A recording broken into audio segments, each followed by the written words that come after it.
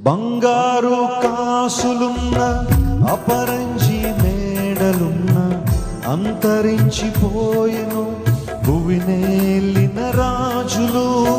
నాది నాది నాది అంటూ విర్రవీగుచున్నావా? చచ్చిన కనీది అన్న దేహమైన వచ్చునా? నా ఇంతలోనే కనబడి అంతలోనే మాయమయ్యే అల్పమైన దానిక ఆరాటం. త్రాసు మీద ధూళి వంటి ఎత్తలేని నీటి వంటి స్వల్పమైన దానిక పోరాటం. కాదు కాదు శాశ్వతం, ఏది కాదు నీ సొంతం. దాటిపోవును ఇలా నీ సంపదలన్నీయో.